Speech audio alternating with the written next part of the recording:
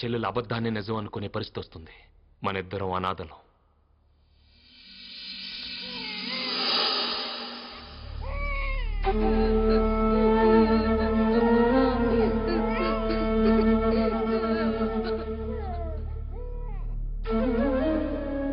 అప్పుల బాధ భరించలేక మన అమ్మ నాన్న ఆత్మహత్య చేసుకుంటే ఆస్తుల్ని అప్పుల వాళ్ళు మనల్ని బంధువులు పంచుకున్నారు.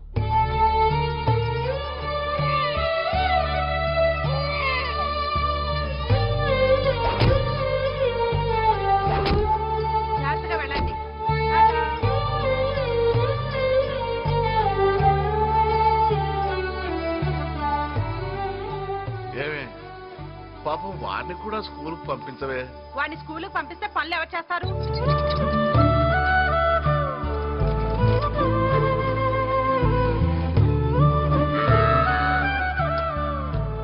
తిను.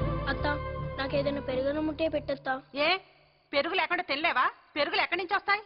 పెరుగు తినాలని కాదత్తా, నీళ్లు తోడి చేతులు పుల్లైని, ఆవకాయ కలిపితే చేతులు మంటేస్తాయని. ఏం మంట రాదు. ఆ పుళ్ళకి తగలకుండా కలుపుకొని తిను.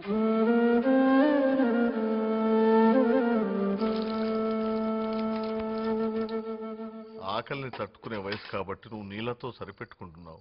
అక్కడ పాలు తాగే నీ చెల్లెలి పరిస్థితి ఏంట్రా? అబ్బబ్బబ్బా, నేను బాధతో నిద్ర లేకుండా పోతుంది. ఏమయ్యా, దీన్ని తీసుకెళ్లి బయట కట్టే.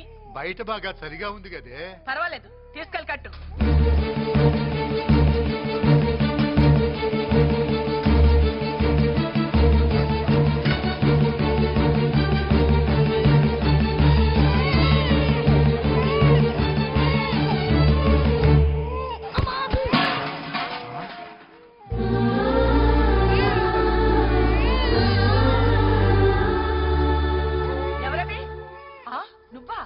అర్ధరాత్రి ఏం దొంగతనం చేయడానికి వచ్చావరా? నా చెల్లెల్ని అత్తయ్య, మా చెల్లెల్ని తీసుకెళ్లిపోతాను, మమ్మల్ని వదిలేండి అత్తయ్య. దరిద్రాన్ని తీసుకుపోతానంటే ఎవరు కాదంటారు నాయనా? తీసుకుపో.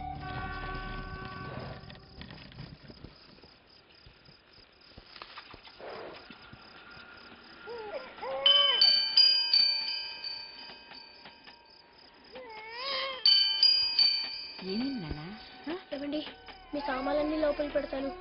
ఒక 2 రూపాయలు ఇవ్వండి. మా చెల్లి పాల కోసం ఏడుస్తుంది. డబ్బులు అడిగే ముందు పని అడుగుతున్నావు. పైకి వస్తావురా? పాపని లైవ్ బిస్కెట్స్ తీసుకున్నానా? అరే జ్వరంగా ఉన్నట్టుందే.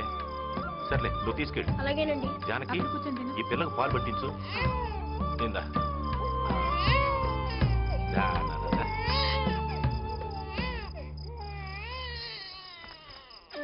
అయ్యో, పాలు అయిపోయాయండి.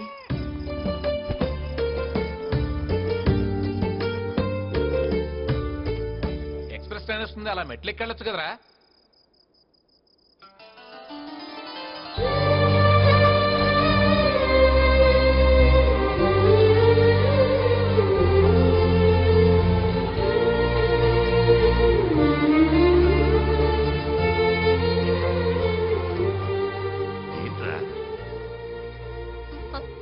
చాలా మంది బంధువులు ఉన్నారు, వాళ్ళెవ్వరూ మమ్మల్ని చూడలేదు. మేమెవరో తెలియపోయినా నా చెల్లి ఆకలి తీర్చారు. ఆకలితో ఉన్నవాడిని, ఆపదలో ఉన్నవాడిని ఆదుకున్నవాడే మనిషిరా. జీవితంలో దాన్ని ఎప్పుడు మర్చిపోవద్దు.